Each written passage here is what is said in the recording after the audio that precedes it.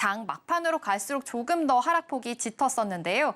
일단 아무래도 경제 지표에 대한 이유 때문이겠죠. 두 가지 이유로 살펴볼 수가 있겠습니다.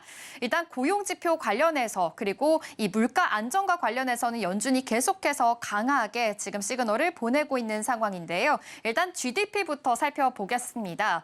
이 GDP에서 깜짝 성장을 보이게 된 겁니다. 경기가 다시 호조를 보이게 되면 금리 인하에 대한 기대감이 좀 낮아지게 되겠죠. 관련해서도 같이 깃들었다라고도 볼 수가 있겠는데요.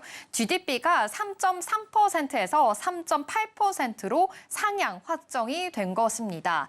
역시 이 투자자들 위험 회피로 좀 대응을 했다라고도 볼 수 있겠고요. GDP 같은 경우에는 2년 내에 최대 폭으로 깜짝 성장을 한 만큼 이전까지도 함께 생각해 보시면 좋겠습니다.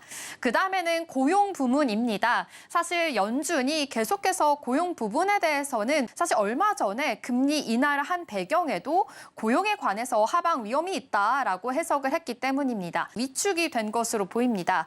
그리고 경제 지표가 잘 나오다 보니 금리 인하에 대한 시그널이 다시금 좀 약해진 건데요. 앞으로의 주가 추이가 어떻게 흘러가게 될지 중요하겠고요. 오늘 밤에는 PC 물가 지표가 나옵니다. 뉴욕 증시 3대 지수 모두 하락으로 마감을 했습니다. 계속해서 좀 변동성인 장세들이 이어지고 있는데요. 특히나 어제 같은 경우에도 롤러코스터 장세였죠. 오늘도 장 출발은 일단 강하게 출발은 했습니다. 하지만 장중에 하락 전환 후에 계속해서 낙폭을 면치 못하는 모습이었습니다. 두 가지 이슈를 통해서 짚어보도록 하겠습니다. 그래도 장 출발을 강했던 이유가요. 바로 TSMC의 실적이 나왔기 때문입니다.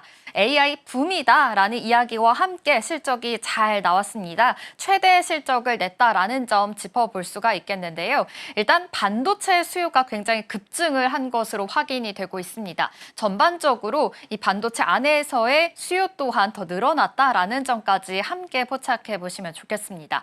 하지만 이 마감 상황 안에서의 계속해서 좀 낙폭을 그렸던 이슈가 바로 지역은행 부실 문제가 더 커졌기 때문입니다. 투자 심리가 좀 급속히 냉각됐다라고도 볼 수 있겠는데요. 지역은행 관련해서도 일부 대출의 부실화가 아무래도 손실 처리를 하기 위해서 지금 상당한 충당금을 적립했다라는 소식이 들려왔고요. 웨스턴 얼라이언스 또한 한 대출자가 사기를 저질렀다라는 것이 좀 밝혀졌기 때문입니다. 이 여파로 인해서 두 은행의 주가 모두 지금 13%, 10% 급락을 한 상황이고요. 그러다 보니 붕괴까지 이어졌고요. 지역은행들 전반적으로 파산에 대한 우려까지 좀 키웠던 그런 중요한 사건이었습니다. 시장에서는 신용 관련해서 굉장히 중요하죠. 이런 손실에 대해서 매우 불안해하고 있는 상황이니까요. 월가 안에서 어떤 이야기들이 나오게 될지 주목해 보시면 좋겠고요. 이 사건으로 인해서 금융주, 은행주도 전반적으로 하락했다라는 점까지 함께 포착해 보시면 좋겠습니다. 마감을 했는데요. 자세한 마감 상황 살펴보도록 하겠습니다. 네, 뉴욕 증시 3대 지수 모두 다 상승으로 마감했습니다. 트럼프 대통령 역시 이 중국과의 무역 갈등에 대해서 계속해서 좀 신경을 쓰는 모습이었는데요. 유화적인 메시지를 내놨기 때문입니다. 트럼프 대통령이 이 미국은 중국을 도우려는 것이지 해치려는 것은 아니다라고 이야기했고요. 중국에 대해서 걱정하지 말라, 다 잘 될 것이다라고 말을 했기 때문입니다.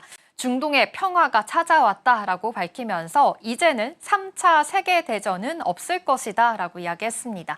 중동의 평화 전기를 조금 더 강조한 만큼 이 안에서의 모멘텀들이 계속해서 살아나게 될지 이 점도 체크해 보시면 좋겠습니다. 마지막으로는 암호화폐 시장, 가상화폐 전반적으로 좀 급락하는 현상이 있었죠. 하지만 갈등 속에서 이제는 유화적인 발언으로 인해서 다시 반등을 해줬습니다. 비트코인도 11만 5천 달러 선으로 반등하는 흐름이었고요. 리플이라든지 이더리움, 솔라나까지 주요 알트코인들도 일제 반등세를 보였으니까요. 함께 참고해 보시기 바랍니다. 그래도 그린라이트가 굉장히 많은 시장입니다. 네트워크 속도를 높이기 위해서 스펙트럼 X를 지금 같이 협력하고자 한다라는 이야기가 나왔기 때문입니다.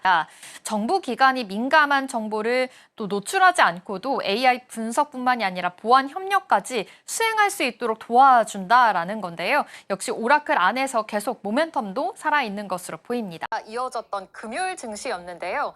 사실은 장 중반에는 또 하락하기도 했습니다. 일단 두 가지 이슈로 먼저 짚어보겠습니다. 미중 간의 갈등이 어느 정도는 좀 완화될 수 있을 것이다라는 기대감이 나온 것으로 보입니다. 트럼프 대통령이 시진핑 중국 국가주석과 정상회담을 예정대로 진행할 것이다라고 거듭 밝혔기 때문입니다. 2주 내로 시진핑 만날 것 이렇게 이야기하면서 역시 에이펙 행사에 대해서 참석 여부를 아무래도 명확히 했다라는 점 짚어보시면 좋겠습니다.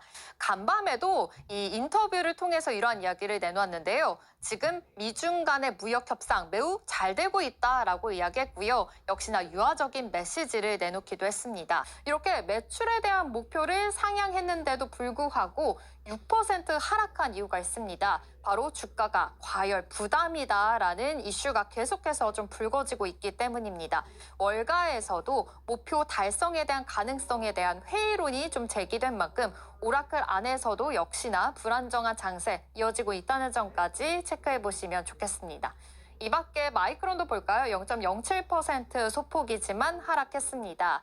중국 서버칩 시장에서 지금 그 시장을 철수한다라는 로이터 통신의 보도가 있었는데요. 이 밖에 메타는 0.68% 상승했습니다. 유럽연합의 빅테크 규제 속에서도 지금 메타가 10대 사용자 보호를 위해서 새로운 인공지능 통제 기능을 발표했습니다.